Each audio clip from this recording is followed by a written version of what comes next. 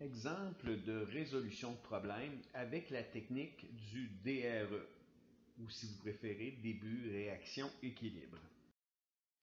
Bon, pour bien comprendre cette technique de résolution de problème, rien de mieux que d'essayer de résoudre un problème. Donc voilà l'énoncé. Une solution contenant 5 fois 10 à la moins 3 mol de H2 et 1 fois 10 à la moins 2 mol de I2 est placée dans un contenant de 5 litres à 448 degrés Celsius jusqu'à équilibre. L'analyse de la solution démontre que la concentration de HI est de 1,87 fois 10 à la moins 3 mol par litre. Déterminer les concentrations des autres substances à l'équilibre. Ici, avant même de faire la résolution du problème, je voudrais vous parler du 448 degrés Celsius. En fait, dans un problème d'équilibre, on va souvent donner la température parce que la température va influencer le type d'équilibre qu'on a. Et donc, si on était à une autre température, peut-être que ce ne serait pas 1,87 fois 10 à la moins 3 mol par litre qu'on aurait à l'équilibre à la fin. C'est pas qu'on va utiliser le 448 degrés Celsius dans notre résolution de problème, mais comme le chiffre qui est ici est vrai à cette température-là, on va souvent donner la température dans un énoncé de problème quand on parle d'équilibre. Bon, qui dit technique du DRE dit une technique qui est très structurée, donc je vous encourage fortement à travailler sous forme de tableau avec 3 sections. Qu'est-ce qu'on connaît du début? Comment le système va réagir pour atteindre un équilibre. Donc, les quantités qui sont ici présentes, il va falloir les placer dans notre tableau. Et comme on recherche des concentrations à l'équilibre, des concentrations impliquent des moles par litre. Je vous encourage fortement à travailler en moles par litre dans vos tableaux. Allons voir les chiffres et où on les place. Donc, une solution contenant ça de mol de H2 et ça de mol de I2 est placé dans un contenant de 5 litres. Donc, c'est au début. On a placé ces quantités-là dans un contenant de 5 litres au départ.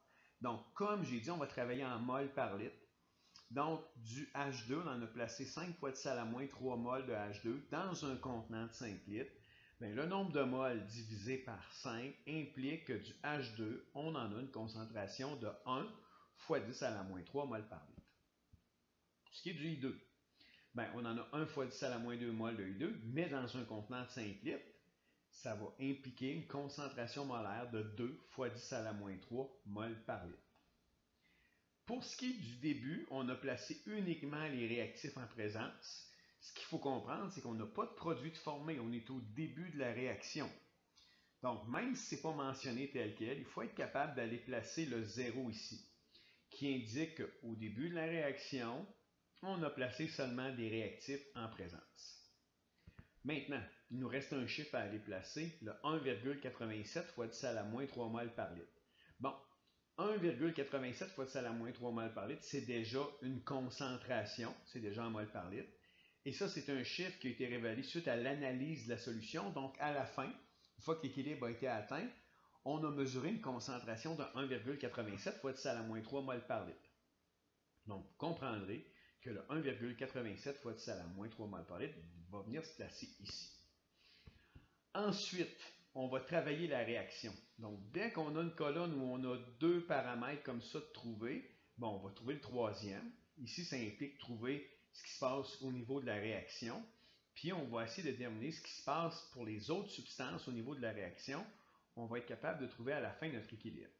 Bon, de façon logique, dans la réaction, si on en a 0 au début, puis il y en a 1,87 fois 10 à la moins 3 mol par litre à la fin, ce que ça veut dire, c'est qu'au niveau de la réaction, il est apparu des quantités ici durant la réaction qui ont mené à l'équilibre.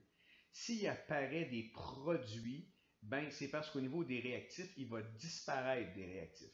Donc, s'il y a un plus du côté d'un des côtés de la flèche, de l'autre côté, c'est nécessairement négatif. Parce que d'un côté où il va disparaître des substances, de l'autre côté de la double flèche va apparaître des substances. Quelle est la quantité ici? Ce n'est pas très difficile à comprendre. S'il y en a 0 au début, puis 1,87 fois 10 à la moins 3 mol par litre, c'est qu'il en est apparu 1,87 fois 10 à la moins 3 mol par litre, bien sûr. Comment on va trouver les autres substances ici au niveau de les autres quantités au niveau de la réaction? La réaction, et c'est là qu'on fait parfois des erreurs. La réaction implique, cette réaction-là implique un rapport de 1 pour 2. Et donc, dans un rapport de 2 pour 1 au niveau de la réaction, s'il apparaît 1,87 fois 10 à la moins 3 mol par litre, bien, il va en disparaître la moitié car c'est 2 pour 1. Donc, 1,87 fois 10 à la moins 3 mol par litre fois 1 divisé par 2. La quantité est donc 9,35 fois 10 à la moins 4 mol par litre. Et comme ici, H2 et I2 sont avec le même coefficient stoichiométrique, c'est-à-dire 1 pour 1, ben on va retrouver le même chiffre ici au niveau de la réaction, c'est-à-dire 9,35 fois 10 à la moins 4 mol par litre. Mais on a presque terminé notre problème. Parce que pour savoir les quantités présentes à l'équilibre, ben c'est simple. On connaît la quantité du début. Dans la réaction qui mène à l'équilibre, il en est disparu 9,35 fois 10 à la moins 4 mol par litre. Donc, à l'équilibre, on retrouve 6,5 fois 10 à la moins 5 mol par litre. Et qu'est-ce qu'on va retrouver ici? Bien, 2 fois 10 à la moins 3, moins 9,35 fois 10 à la moins 4, c'est-à-dire une quantité de 1,06 fois 10 à la moins 3 mol par litre. Voilà la technique qui permet d'établir nos concentrations à l'équilibre. Bon, rien de mieux que de faire un autre exemple pour s'assurer d'avoir compris le principe. Cette fois, je vais vous demander d'être un petit peu plus actif. Vous allez m'aider à faire le problème. Donc, allons voir l'énoncé du problème. Dans un récipient de 5 litres, on introduit 5 mol de HCl et 2 mol de O2. Les deux substances réagissent pour atteindre à l'équilibre 2 mol de Cl2. Quelle est la concentration de toutes les substances à l'équilibre et calculer la constante d'équilibre chimique?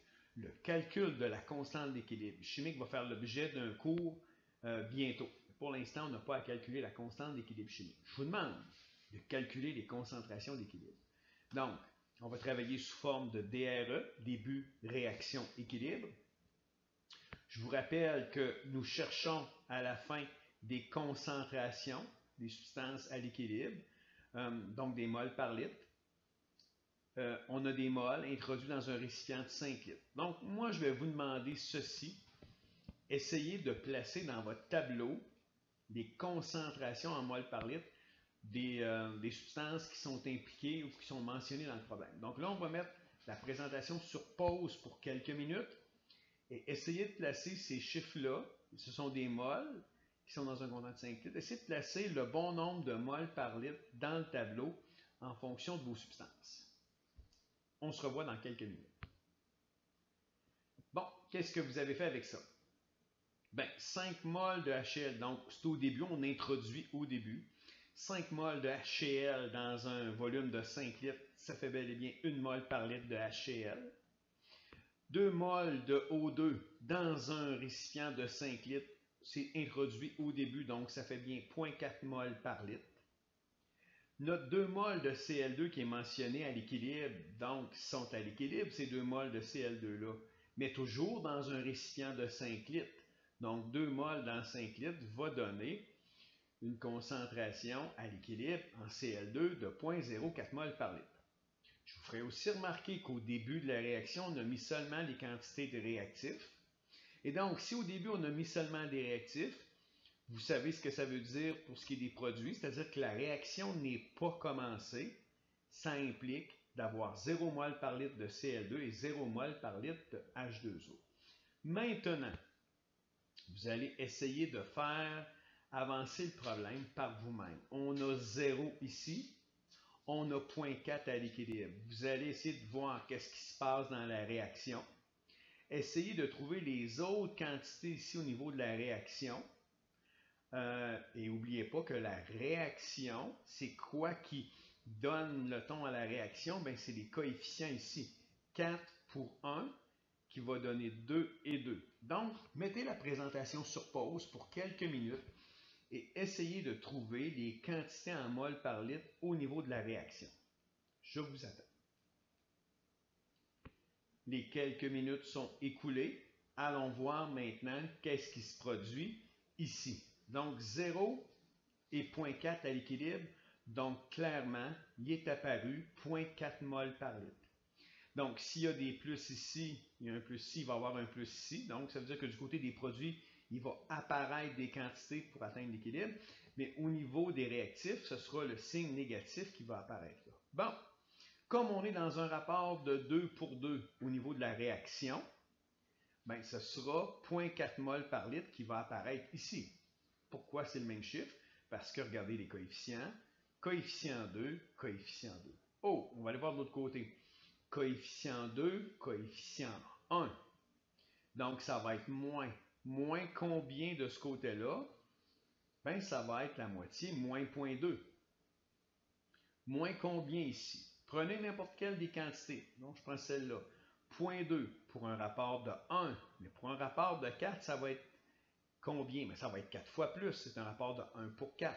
Donc, 0,2 fois 4 divisé par 1, il va disparaître moins 0,8. Donc, je vous fais remarquer ceci. Les chiffres qui sont ici, qui apparaissent au niveau de la réaction, 0,8, 0,2, 0,4, 0,4, correspondent aux mêmes proportions qu'ici. 4, 1, 2, 2. Pour finaliser à l'équilibre maintenant, c'est simple. C'est ce qu'on a au début, et pour atteindre l'équilibre, c'est 1 mol par litre moins 0,8 mol par litre. On a donc à l'équilibre 0,2 mol par litre. On a donc 0,2 mol par litre pour ce qui est du O2, évidemment 0,4 mol par litre pour ce qui est du Cl2 et 0,4 mol par litre pour ce qui est du H2O. Donc voilà un autre exemple de résolution de problèmes d'équilibre avec la technique du DRE, c'est-à-dire début, réaction, équilibre. Vous êtes maintenant prêt à faire par vous-même des exercices de stoichiométrie de problèmes d'équilibre.